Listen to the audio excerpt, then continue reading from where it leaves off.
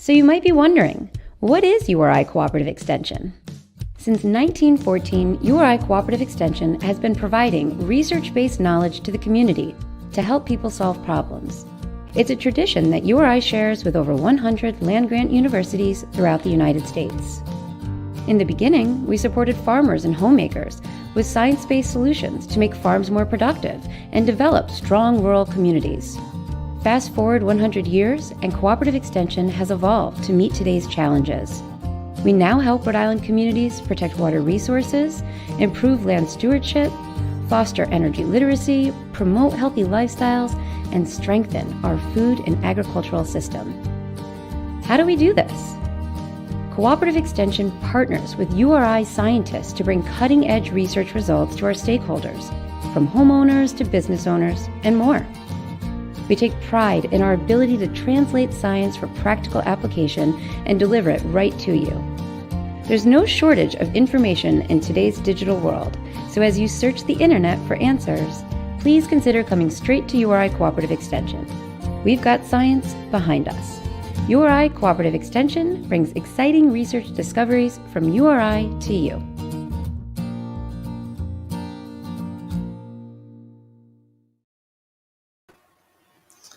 We hope you enjoyed that video. This is a joint effort between the Cooperative Extension and the Business Engagement Center, and we look forward to hearing from our friends at the Cooperative Extension. Today's event builds on the discussion that took place at the Rhode Island Food Center's 2021 Food System Summit in January. We hope this event will help continue the conversation and help us as a community to move forward to greater food security for all Rhode Islanders. As I mentioned, we partnered with URI Cooperative Extension, who's organized this event for you today. Today's speakers will talk about their new program, Food Recovery for Rhode Island, which teaches us how to make the most of our food by changing the ways we shop for, store, prepare, and preserve and compost food. To kick off the event, I would like to introduce Vanessa Venturini, who will kick off for us off for today. Vanessa is a URI Extension educator and a twice alumna from the University of Rhode Island. In her role, she is responsible for managing cooperative extension programs, including the Master Gardener program, where she helps to lead efforts to educate citizens in Rhode Island on environmentally sound gardening practices through dissemination of research-based information. We're excited to hear from her today and the program she will be running, Food Recovery for Rhode Island. Welcome, Vanessa. Thank you so much, Catherine. So welcome, everyone. I am so thrilled to share with you our new program currently under development that will enable Rhode Islanders to learn something new and then take action to strengthen the local food system. My name is Vanessa Venturini, and I have worked for URI Cooperative Extension for the past 14 years as an educator and as a program leader, and I'm really passionate about program development. Thus, I am so proud to present to you our brand new extension program that we hope could be a national model for community-driven engagement and food equity in Rhode Island, Food Recovery for Rhode Island. As you heard from the video, Cooperative Extension is our community-facing arm of the university. We are the land-grant university for Rhode Island, and there is an extension program in each state across the United States. And our whole focus is bringing science-based resources out to the community. So today we're going to start with a little overview of our brand new program, Food Recovery for Rhode Island. We will then hear from a few of our community partners in a panel-style presentation, and we hope to have enough time for questions and answers at the end. So let's go ahead and get started. So everyone on this call may be aware of these two twin challenges with our food system and how they've gotten worse over time. In terms of food waste, it's our number one component of our nation's landfills, and each year about 100,000 pounds of food waste are entering the Johnston landfill. By reducing wasted food entering the landfill, we can make many environmental gains, including conserving all of the energy and resources that it took to bring that food from farm to plate. And at the same time as food waste is entering that waste stream, We also have this major issue of food insecurity that's gotten worse over the past year during the pandemic, where we now see 1 in 4 households lacking access to adequate food. And this may be due to the pandemic, job loss, disruptions in our supply chains, lack of access to regular school meals, a host of issues. So with these two kind of intersectional challenges, with this program, we're seeking to amplify solutions that simultaneously address both food waste and food insecurity at that community level. And so food recovery for Rhode Island will be focused on amplifying the good work that's going on in the state around food recovery. We'll be allowing individuals and communities to choose those solutions that work best for them. Individuals will learn how to take action in their own lives and then apply what they've learned to community scale solutions. So this whole idea of collective action at the grassroots level. I've been the state program leader of the Master Gardener program for many years. And there I've really learned this power of the model of, training folks in a subject matter and then sending them out into the community to do good work and improve people's lives and environmental quality. And this program will use that same principle. So the mission of Food Recovery for Rhode Island is to come together around the issues of food waste, food security, and the environment, to learn something new, engage in a dialogue, really that community conversation that we're trying to stoke, and then volunteer to support community-driven change. And so this is a little schematic of the train the trainer process, where we're amplifying our impact within local communities. So our extension staff is small and faculty are small but mighty, but when we empower volunteers to learn something new and then deploy into the communities to educate others, we can reach thousands of people. And so this is how the program will work. Individuals from across Rhode Island will enroll in the 6-week food recovery course. And that course has both an online education and a field experience each week. And we're going to go into a little bit more detail on what you'll learn in the course.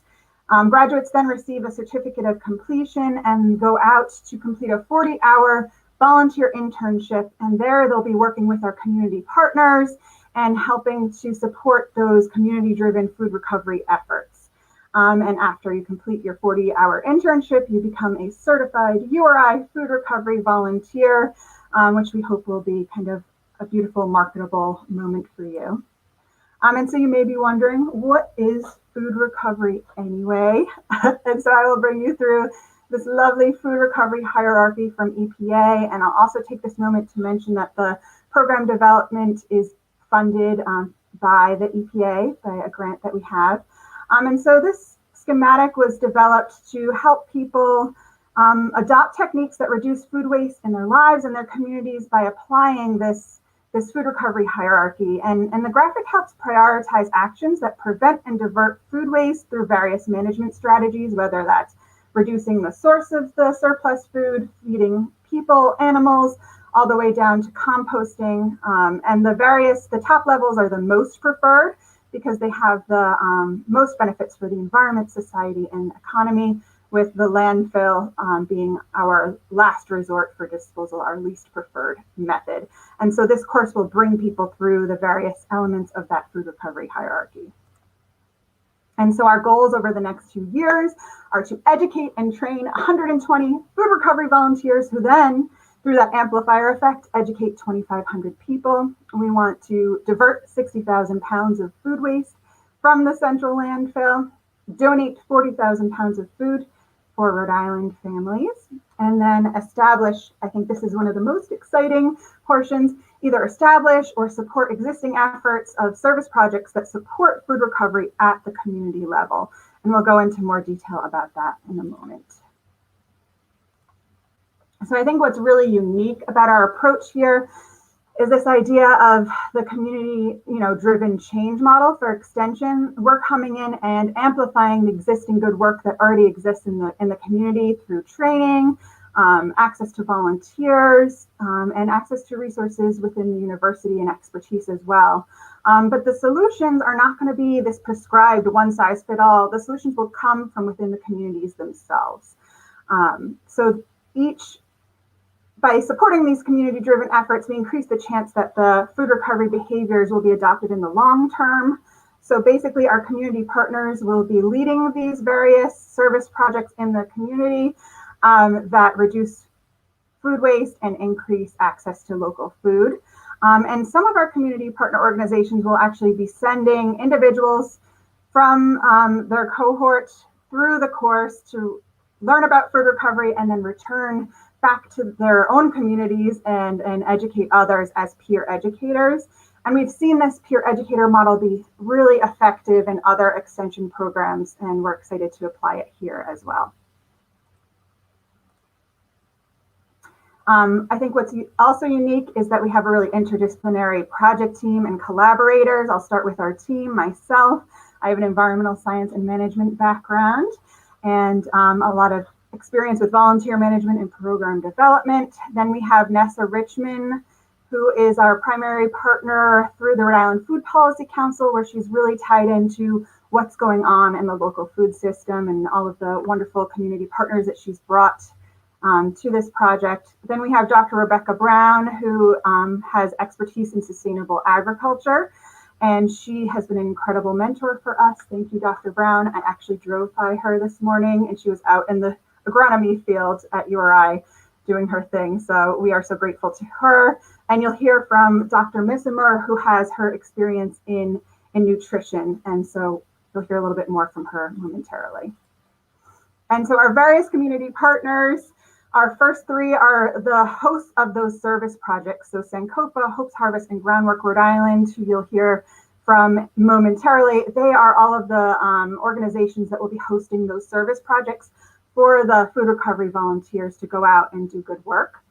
And then we have various collaborators at the bottom, and these are really where that food recovery expertise comes in, and they're providing various levels of program support and expertise as we develop our curriculum and engage the community. Okay, so now it is my pleasure to introduce my counterpart, Dr. Amanda Missimer, who will go into a little bit more detail about the Food Recovery for Rhode Island course. Thanks, Vanessa. And hi, everyone. Thank you so much for coming today to hear about our program. This has been a labor of love for Vanessa and I pre-pandemic. We actually wrote this grant before, so it's been a real roller coaster adapting it, and we're so excited to share it with you today. As Vanessa mentioned, I'm Amanda Missimer. I'm a clinical assistant professor in the Department of Nutrition and Food Sciences and Cooperative Extension. I'm also a registered dietitian, and I teach many undergraduate nutrition courses here at the university. And now I get to focus my efforts on food recovery, which has become a real passion project. So this food recovery course for Rhode Island has 3 iterations that we're planning so far on this grant. So the first iteration will be this coming fall, and both Vanessa and I were excited about that because fall's a beautiful time in Rhode Island, and that will be a hybrid model. Of course, everything is pandemic pending. Then we have 2 other iterations planned in January, which will be a fully online version, and then the following spring, which will be hybrid. So here is our course design and layout. As you can see, it's a 6-week course, as Vanessa described, where all individuals from across Rhode Island can show interest and apply to be members of this course, participants of this course. There are 2 components each week. You have your online component, which will be approximately an hour and a half of education each week. And what's really exciting about this education portion is that it's comprised of many experts from across Rhode Island in both field experience, practical experience, traditional knowledge, because there are so many different aspects of food recovery, and we wanted to make sure that we can grab as many experts, both from URI and the community, as we can.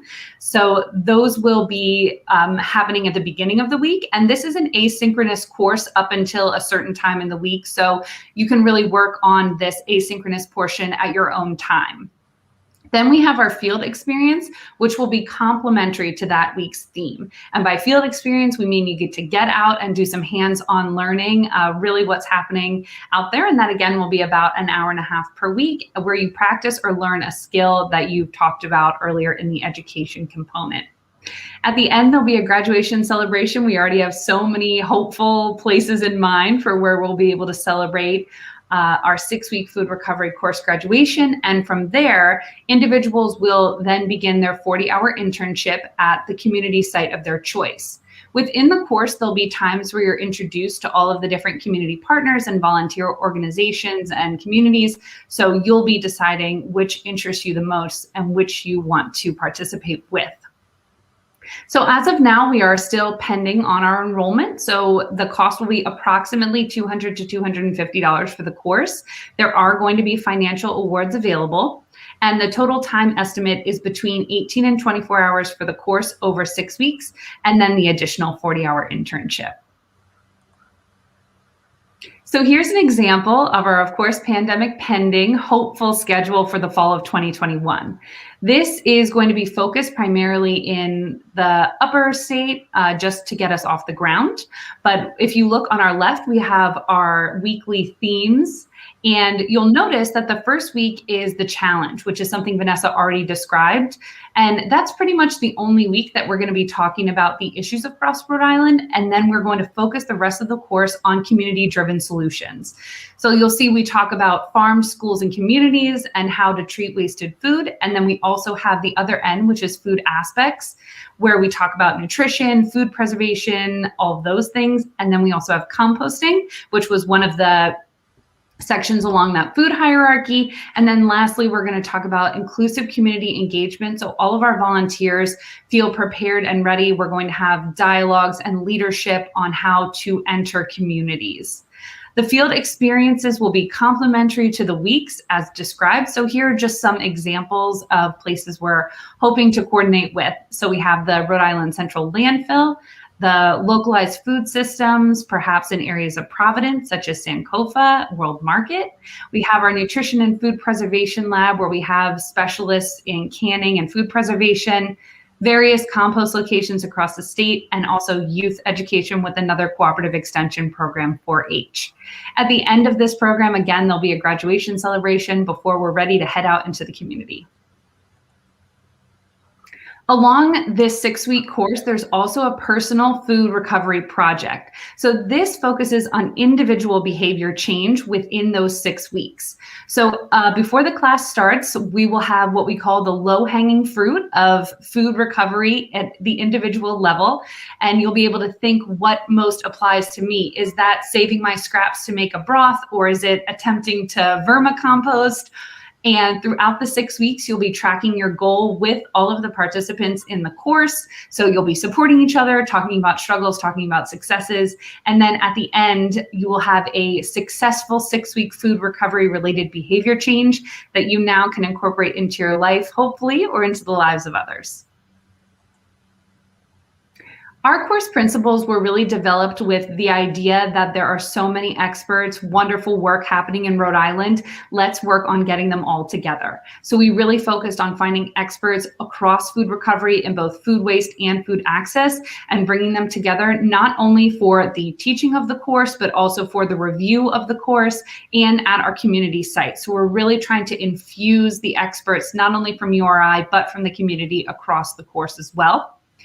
As Vanessa mentioned, this is a community-driven program, so we really want to meet people where they are and think about all of those things from the community aspects, and think about how the community can drive their own solutions, increasing the chance of longevity. So we're focusing on things like practical knowledge, traditional knowledge. We have a large equity focus, which will be discussed throughout the course. And this, again, is open to all Rhode Islanders on inclusive community engagement throughout, both at the education and field experience levels.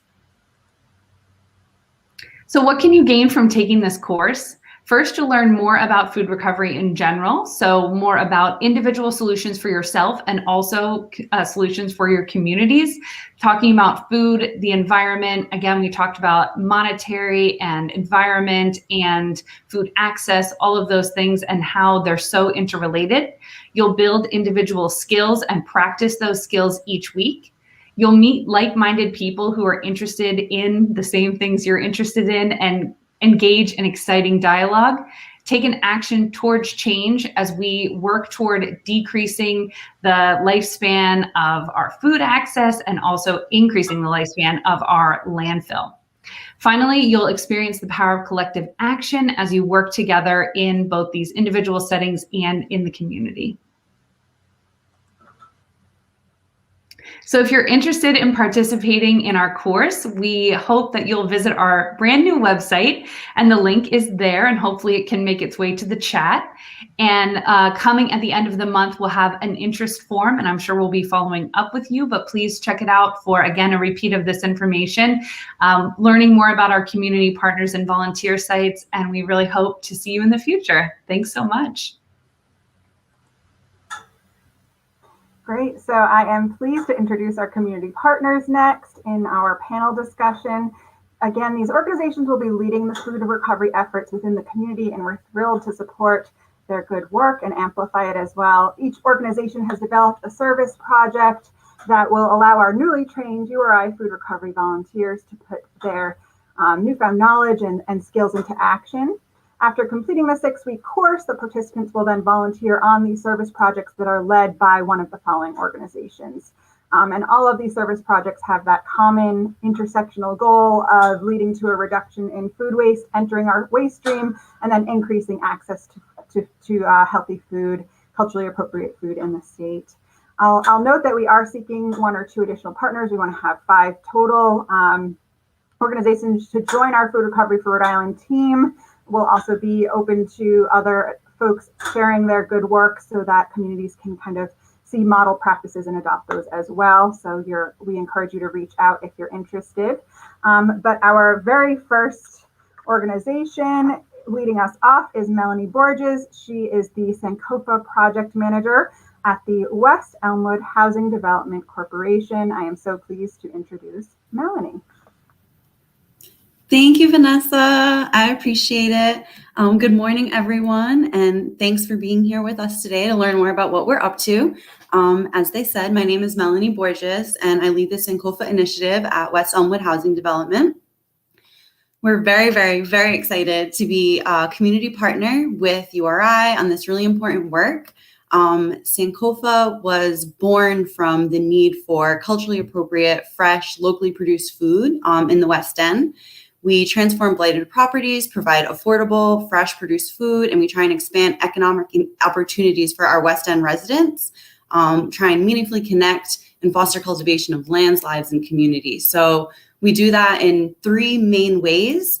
We have a community farm, which involves 30,000 square feet of garden space, which is organized into 67 garden beds. So we have 3 big community gardens, a community greenhouse for folks to work in, as well as a community kitchen for up-and-coming culinary professionals to start their food businesses, and a community farmers market, which happens each season. This season will start on June 23rd, but that takes place at the Knight Memorial Library on Elmwood Avenue, where our growers have a chance to gain financial revenue, selling that delicious food that they grew.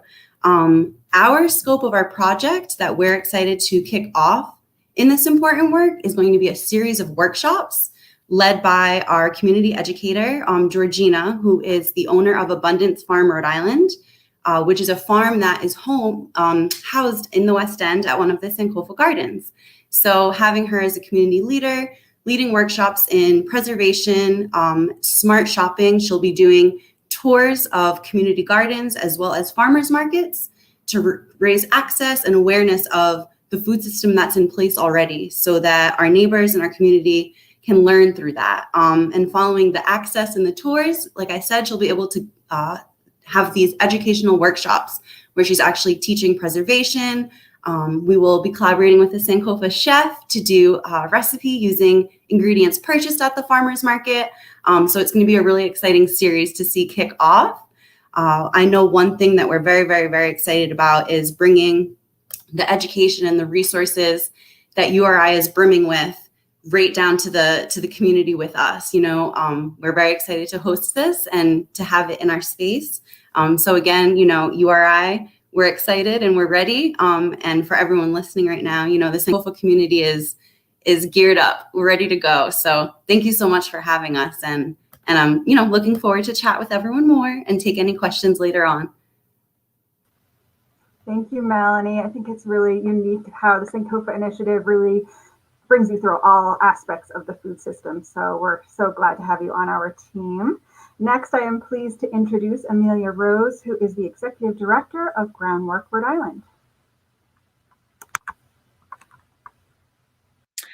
Hi, everybody. I am also excited. My name is Amelia. I'm the Executive Director of Groundwork Rhode Island. I'm going to be followed by Katie Murphy, who is our Harvest Cycle Composting Program Coordinator. Groundwork Rhode Island is a community-based nonprofit. We have an office in Pawtucket, but we work all over the state. Our mission is focused on creating economic opportunity for Rhode Island's urban residents, while also creating environmental sustainability and doing physical improvements in urban communities to improve the environment. We're part of a national network called Groundwork USA that has affiliates all over the country in small and mid-sized cities that work on a variety of projects related to land revitalization and youth engagement and employment and all sorts of different things. With Groundwork Rhode Island, our main programs focus on adult job training. We have an environmental services job training program. We have we hire people from the job training program for our own landscaping service that does stormwater management and other types of landscape maintenance and design build projects. We have Harvest Cycle Compost, which Katie will talk about in the specific project that we're doing with URI. And both of those, Ground Core and Harvest Cycle, are both social ventures that raise earned income for our organization and employ people who live in the communities that we serve. We also have a Green Team Youth Employment Program, which focuses on high school students, and they are also involved with our Harvest Cycle Composting Program. And so all of those aspects of our organization, we try to kind of bring together, collaborate, and do joint projects. And we're very excited to be part of this food recovery effort. We think that it will just enhance our work to have a stronger base of volunteers to be helping us with our composting program. And so we're very excited to be part of this. I will hand it over to Katie. Hi, everyone. I'm Katie Murphy. I run the Harvest Cycle program at Groundwork. The Harvest Cycle program is, I think, one of the coolest things about Providence, about Rhode Island. It's really exciting to be part of a project that is about recycling food material back into our ecosystem. We have about 280 households around Providence that participate in our program. Either by pickup, we pick up by bicycle all around town, or by drop off. We have about, I think, 80 households right now that are participating in drop off programs. We have 8 restaurants, and all of the food scraps from all these places are processed right in the city. We do most of our processing at Ring Street Garden, which is Groundwork's community garden in Federal Hill. We have just started our second processing hub, which is really exciting. We're working with Fox Point Community Garden in Fox Point. And we are bringing a small amount of our food waste that we pick up on the east side to that hub. And we also are working with the community. We started a drop-off site, so folks from the community can bring their food scraps to Fox Point Community Garden, and we'll process them there. And then the finished compost that is produced by this program is used right in the garden at Fox Point and also at Ring Street. So I love this program. And when I first joined, I was excited mostly about the environmental impact. Compost obviously has a huge impact on climate change. Some people know this, but when food waste degrades in a landfill, there's no oxygen in a landfill, so it produces methane, which is something that happens in an anaerobic environment, or in an environment without oxygen. However, when you make compost in your backyard or at a composting facility, you are turning the compost pretty much continuously. And that adds oxygen to the process so that there's a little tiny bit of carbon dioxide produced, but really not much. And the methane is pretty much none if you're doing it correctly. And the payoff for this in terms of reducing greenhouse gases is huge. So that was what I was excited about when I first started. But over time, as I've gotten more involved with Harvest Cycle, I realized how important it is in other ways. Compost, when you're finished with making the compost, when you have a finished compost product and you add it to the soil, it adds organic matter to the soil. And the percentage of organic matter in the soil is basically the same thing as saying how much life is in the soil. So by adding life to the soil, we're basically regenerating urban soils. That's particularly what we're focusing on here, but like worldwide, we have a huge soil desertification problem. So compost is really, really important in that sense.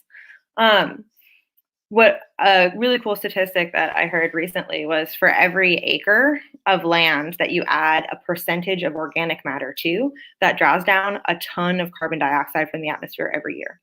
So not only does compost help divert food scraps from the landfill, which stops methane from being created in the first place, it also draws down carbon dioxide once it's applied.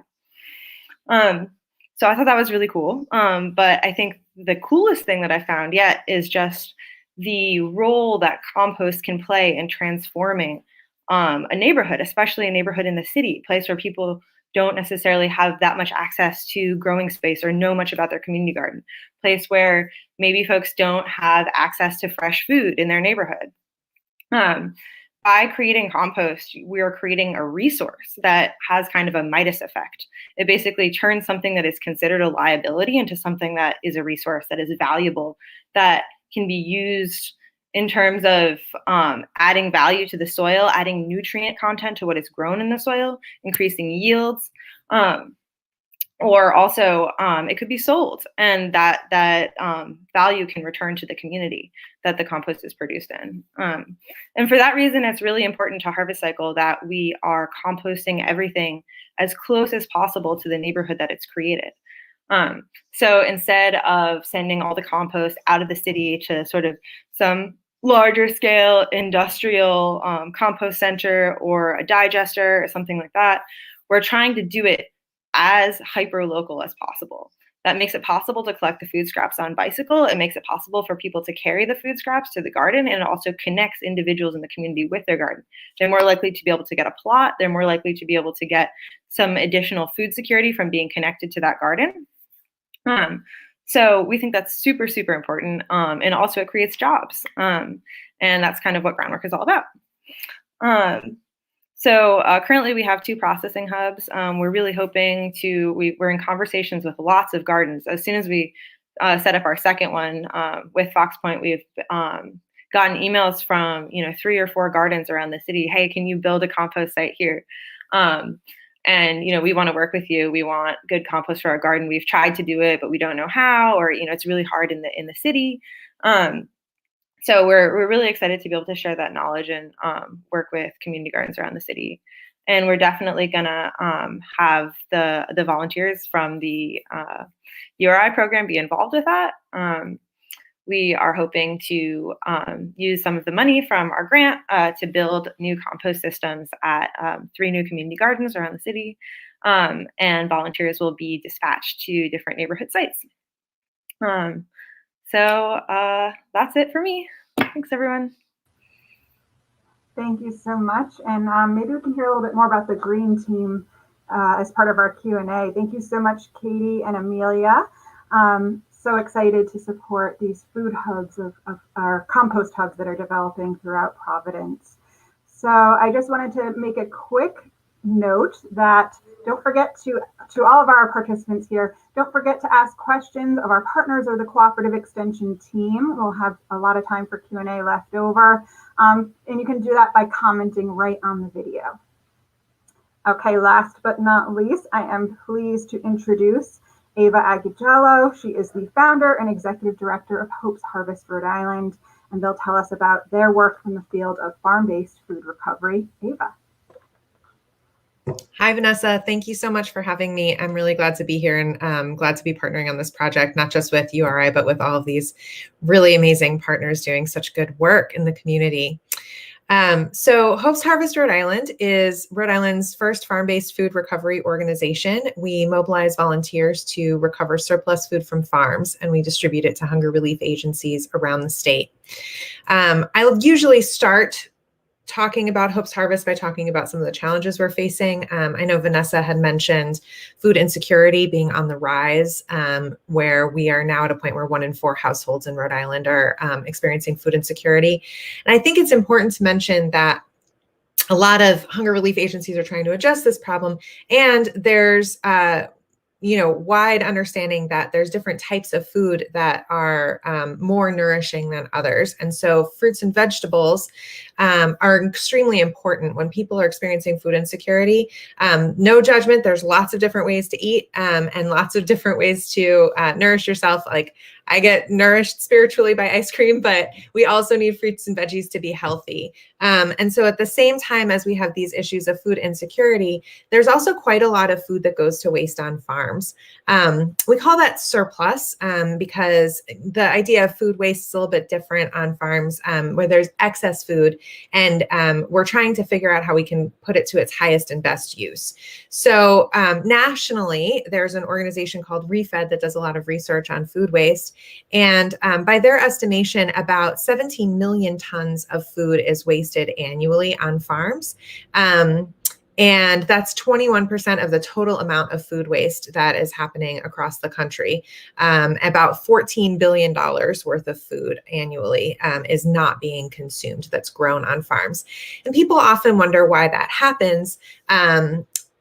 No one's doing anything wrong in that situation. Farmers are really great at growing food. That's what they do well, and we appreciate that. And one of the ways that they do it well is by growing enough so that even if there's bad weather or there's a lot of pest pressure, they still have enough to meet their markets. But what that means is that sometimes there's extra. If the weather is really good, or if you see drought or too much moisture, too much rain, that can impact the yield. We also see ugly food, so food that is too big, too small, has maybe some cosmetic issues.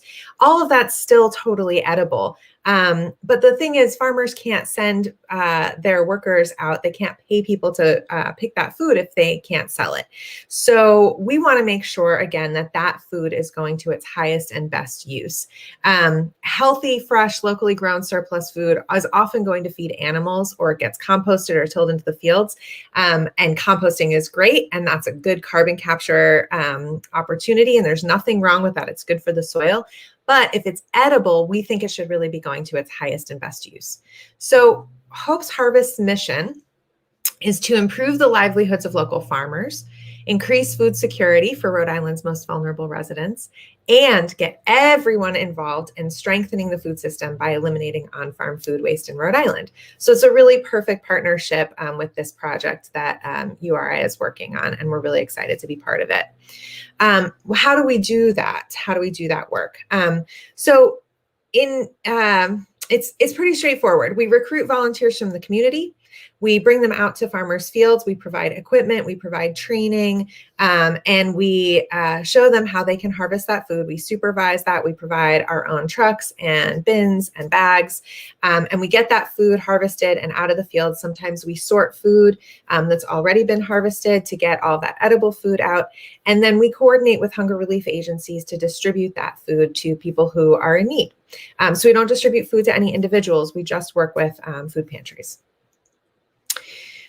We have worked with farms at this point. We started in 2018, so we've been working with farms all over the state of Rhode Island and throughout southeastern Massachusetts as well, from Hope Valley to Scituate to Raynham, Seekonk, and really across the state. So we've worked with about 30 farms all together since we got started, and our farm partners are incredible, wonderful, generous people who are so excited to be able to donate product in a way that they weren't able to before, when it meant adding a lot of extra work onto their day. But we try and make it as easy as possible for them to do good.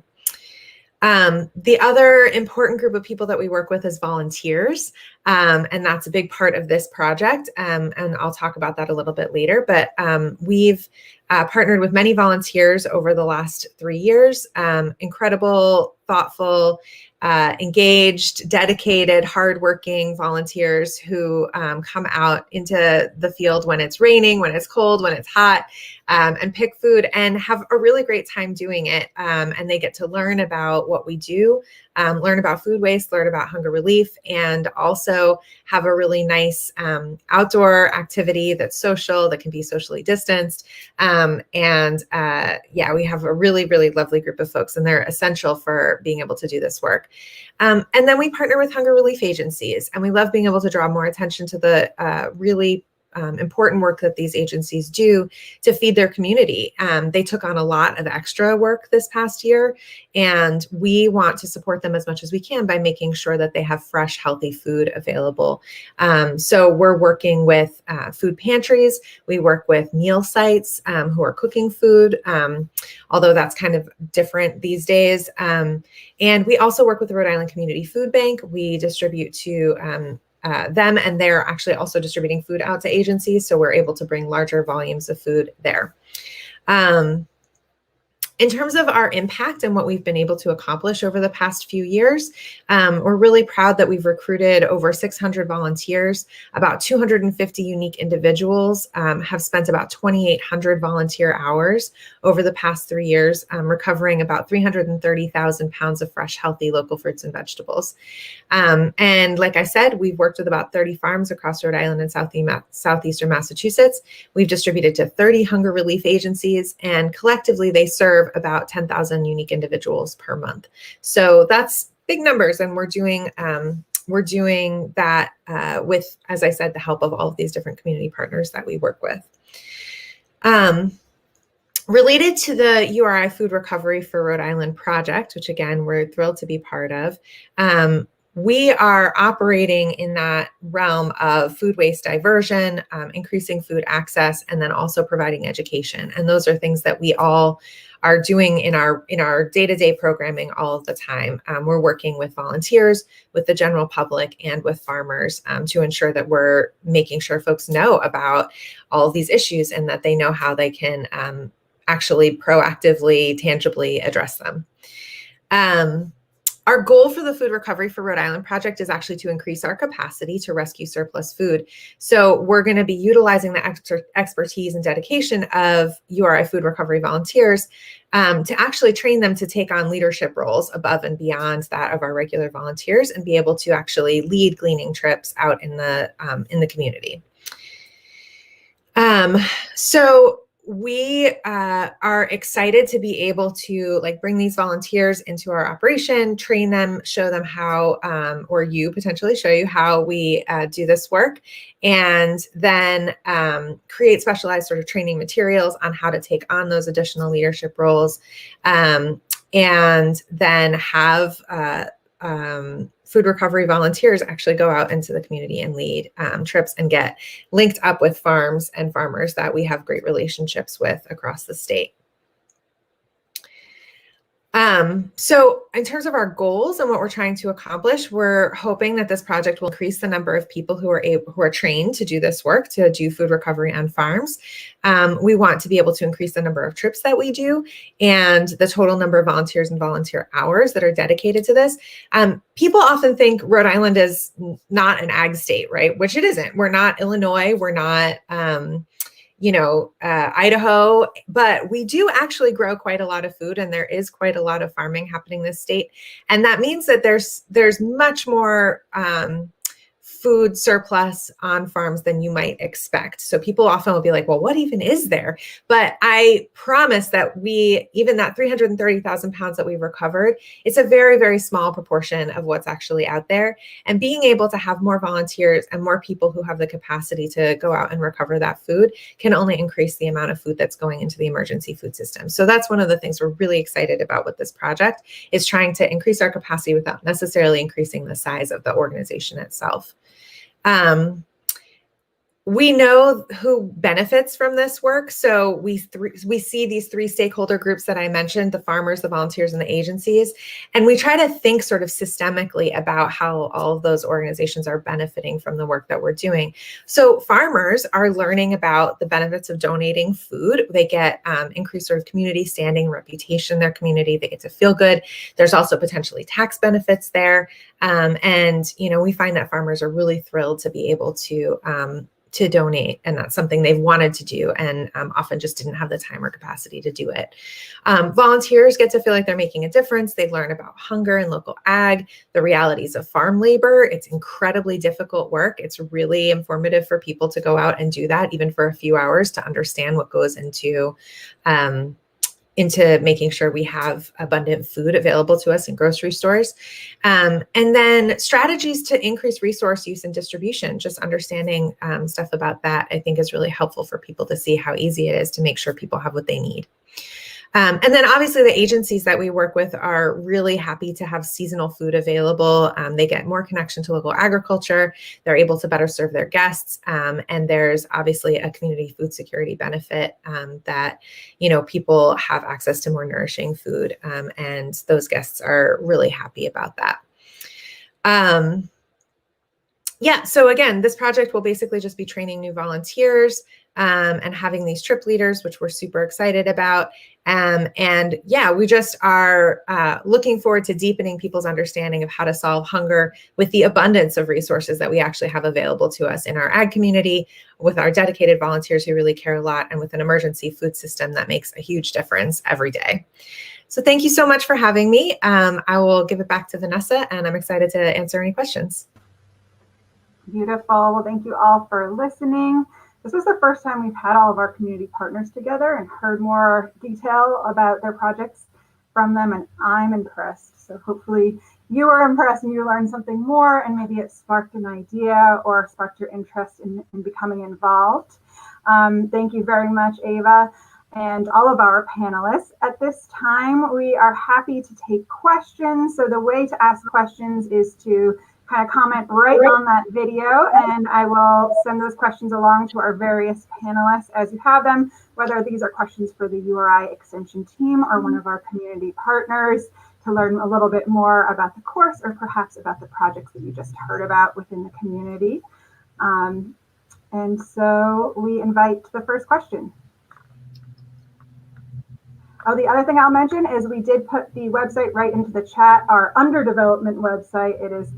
It's beautiful, but we're still working on it. So just wanted to mention that. So our first question, I'm a nonprofit organization interested in serving as a community partner. What's my next step? And so I will take this and then pass it to Amanda for any additional information, but we welcome you to send an email over. There is like a little process that we have in place in order to get you engaged, or whether or not this will be involved in our first iteration of the program or further down the line. We can kind of look at it strategically and figure out what works best for everyone involved. Dr. Mismer, anything to add to that? No, we just welcome all collaborations because, you know, we do have some funding available, but we really want to have as much reach in the state as we can. So please reach out to us. We would love to talk to you and incorporate you in the project. Yeah, and I think there's opportunities for organizations who are engaged in food recovery to serve as project sites, but also to kind of weigh in as experts on the curriculum. Can you talk a little bit about that, Dr. Mismer, in terms of that process?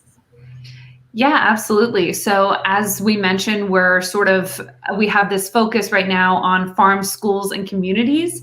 But what we'd really like to do is gather more experts in the areas and start to really focus in on each one of those so we can have this large collection of really amazing guest lecturers from all across the state. So then if we do have people who are interested in really school-based communities, we would have more of an expertise in that, or farms or schools, or general communities. So we would really welcome anybody who wanted to join and provide expertise. If we haven't talked to you yet, we're dying to talk to you and learn more about what you're doing across our state. Yeah. Thank you, Dr. Mismer. Yeah, I'm excited about that like pre-pilot kind of review process so that we can keep improving the course. We really see these first 3 iterations as our opportunity to just make it better and better every time and make sure all of the content's relevant and understandable to everyone who takes the course. So next question, please. Who can take this class and what's your intended audience?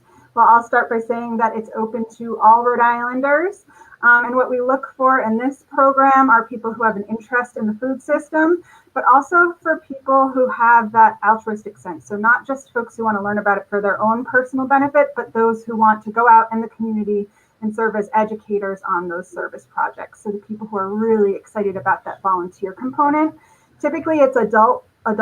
We will have undergrads engaged on our project team as an internship experience for various, that'll again add to all of the interdisciplinary nature of our project team. Dr. Mesmer, anything else to add about who the audience is? Yeah, that's a great point. So it's really open to all Rhode Islanders, as Vanessa mentioned, and we're really hoping to have all communities represented because we really think that's going to add a richness to the dialogue and the conversations that we're able to have in the class and then also in the community. And as Vanessa mentioned, we're going to be folding in both graduate and undergraduate students, really focusing on those undergrads. We really have already some wonderful students working with us. So we're excited to bring their thoughts and ideas and send them out into the community as well. So again, we're really just trying to make this a program for everyone because we realize that the area of food recovery in terms of the twin challenges may be a new area to a lot of us, something that a lot of people can use some more education on. And it's very timely given, the environmental concerns and food access issues that we're having today. So we're ready to roll in the community. Come on down. Great. Next question. Oh, Maria, hey girl. How will this program be introduced to BIPOC communities to make sure there is diversity within this program? Yes, we really did want to have an equity lens, and thank you so much for asking. So I think the biggest piece will be connecting to the community through our community partners who we see as our ambassadors back to their communities. These are organizations that know their constituents well and are trusted and have those built relationships. So that way, the information can flow. And I think also that peer educator model will be really crucial in terms of folks from communities that may be vulnerable or are affected by the issues we mentioned earlier, going through the course and returning to their own communities as peer educators, adding that element of trust. And that's so important when sharing information that's then adopted in those behavior changes. Dr. Mesmer, anything to add? I just keep throwing it back to you. Yeah, no, that's great. I actually just wanted to back up on that too. With our peer educator model is actually borrowed from another program that I'm lucky enough to work in called FNAP, which is the Expanded Food Nutrition Education Program. And it provides nutrition education and physical activity to individuals across Rhode Island.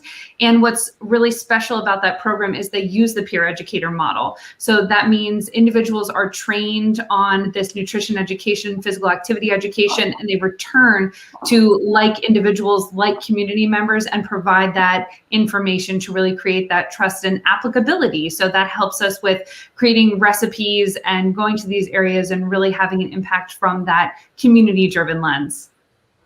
And I think the beauty also of having EPA support as we developed this program is that we had the ability to build stipends into some of the financial support that's going out to our community partners, so individuals can receive funding and support towards their participation in the course, whether that's as an instructor, whether that's leading a service project.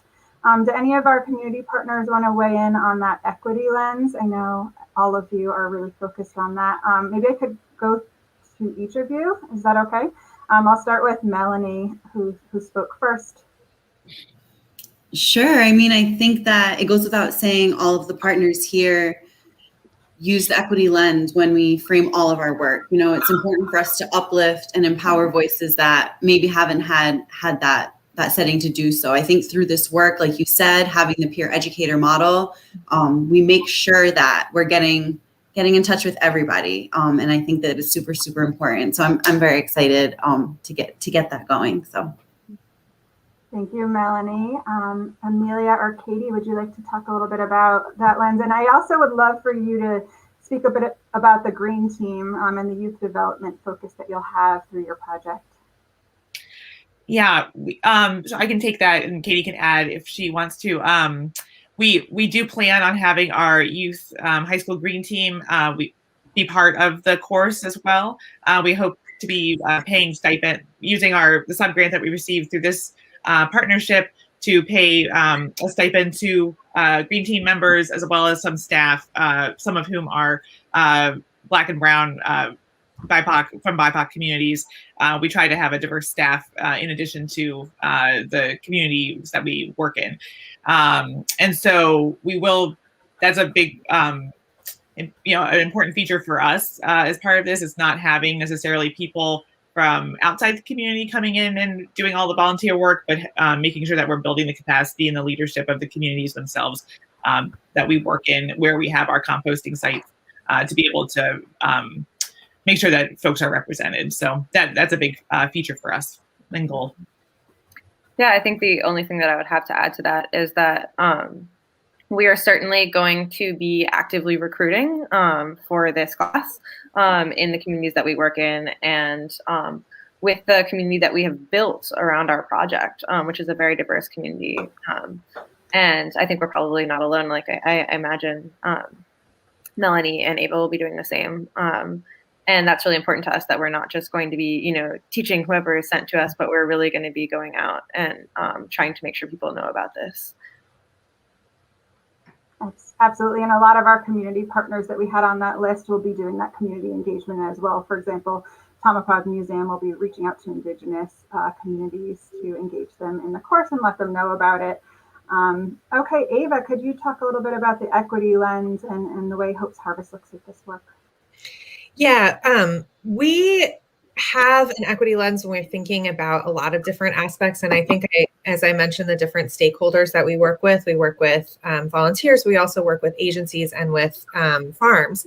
And so within the context of this project, we're open in terms of anyone who wants to participate and doing outreach and making sure that we're telling the community and doing outreach, with our agency partners, making sure that they know that this is something that's available.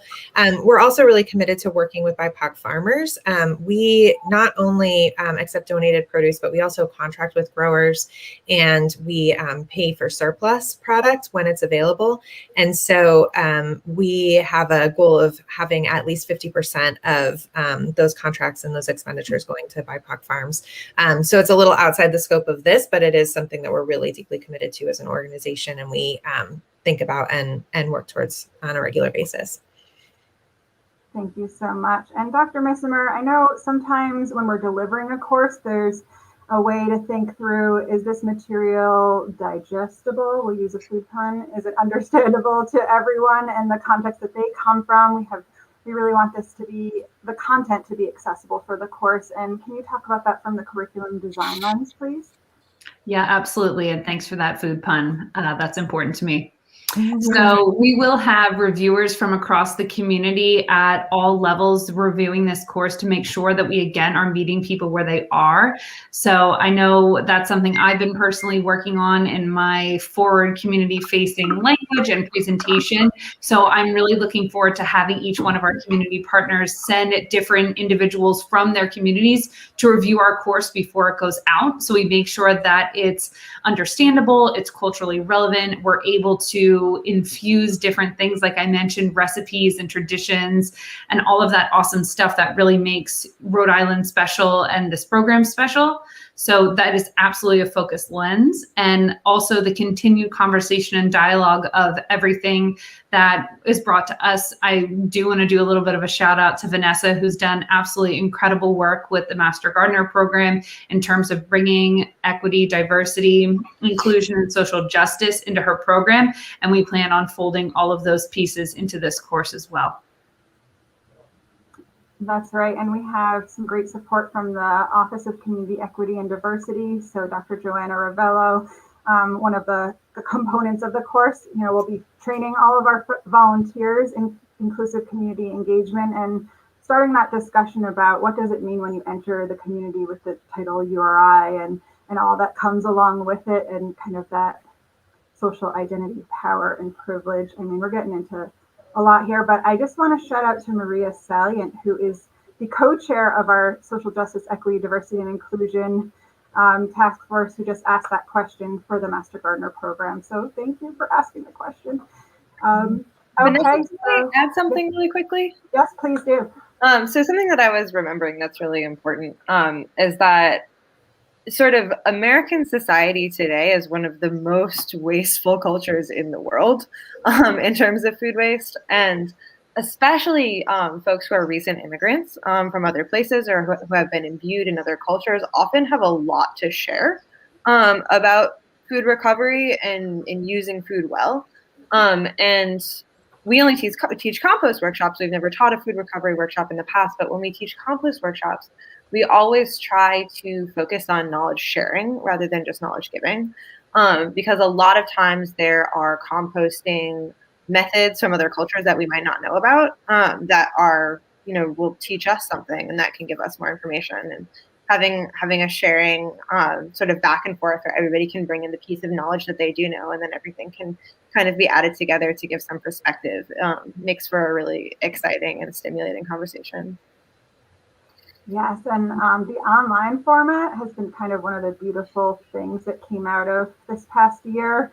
People are really engaged online, and we're able to have people go through the course in a smaller cohort, so that really stimulates conversation as they're taking in the information and then applying it to their own lives and kind of reflecting on it with others. So I do really see this course kind of stimulating that community conversation around wasted food solutions. Okay, next question, please. Hi, Jeff. Can volunteers' hours this summer count towards the certification? I'm planning to volunteer with Hope's Harvest. I love these questions. I think it'll probably be, well, I'm so glad you're volunteering with Hope's Harvest, and you'll bring a lot of experience to the course if you participate. I think at this point, it'll be volunteer hours after you take the course, but I'm sure we can look at things on a case-by-case basis. Next question, please. Mark says, do you have any commitments from Rhode Island municipal governments to participate in this project? If not, are you open to this, and how do you envision working with them? I love this question because that has been one of the unanticipated things that municipalities have approached us. So one in particular that was interested in kind of collaborating was the South Kingstown Sustainability Group. I'm sorry, I'm not coming up with your exact name. I think it's the committee. And they were interested in participating by sending committee members or community members through the course. So that could kind of stoke the conversation, like we said, among those community members and lead to efforts within that municipality. So this could kind of be like your gearing everybody up, training everybody who you want to be involved in some sort of food recovery initiative, and then deploying them out back into your own community. So we do see municipalities as potential partners in the future, absolutely. Okay, any other questions? I think we have two more, we said. Kelly, have there been any discussion with potential partners on Aquidneck Island? We know there's amazing work going on around food recovery, and so I made sure to, over on the island, so I made sure to reach out personally to a lot of the organizations that we know and invited them to this webinar to learn more, because we think that you have a lot to share in terms of serving as like a model community with all the good work that you're doing. So everyone going through here can kind of learn about what's working, what the successes are within the state, and how they might be able to implement that. So I could see a lot of these organizations serving as instructors and potentially as service project sites as well, whether that's now or in the future. We can have that discussion offline. We'd love to chat with you. Bless you. Jeff, yes, so Clean Ocean Access has a great Healthy Soils composting program. Will you work with them? That's one of the ones that we made sure to reach out to Clean Ocean Access, because we know they're doing amazing work out on Aquidneck Island, and we'd love to feature them as instructors or serve as service project sites. So yes, we are interested. Okay, so it looks like we're getting the cue, time to wrap up. I want to thank all these wonderful women for participating and sharing not only how you'll be collaborating with us, but just like more in-depth information about the food system. I really think that this course will be a way for folks to get hands-on look at. You'll be on a farm, you'll be in a kitchen cooking, you'll be canning food. You're really gonna see the whole localized food system from farm to plate, and we just invite you to participate with us in so many different ways. So I will give my little thank you everyone for your attention. We look forward to connecting with you to take individual and collective action to strengthen the local food system. Now a few closing words from Catherine Flynn. Wow, thank you, Vanessa. That was amazing. Thank you to all the panelists for the day. I know I learned a lot. I'm sure everybody did. Again, I'm Catherine Flynn from the University of Rhode Island Business Engagement Center. I want to especially thank Leah Cooper from the Harrington School of Communications and Media for helping us today with the technology for the event. I thought it went great. And for the staff of the Business Engagement Center and the Food Center at URI for helping make these events possible. Again, thanks to all people who have attended our Food Summit and our follow-on events. Please visit the Rhode Island Food Center at URI website for more information about the Food Summit in case you missed anything or would like more information about the Food Center, and of course, Cooperative Extension as well. Thank you all for attending the event, and have a great rest of your day.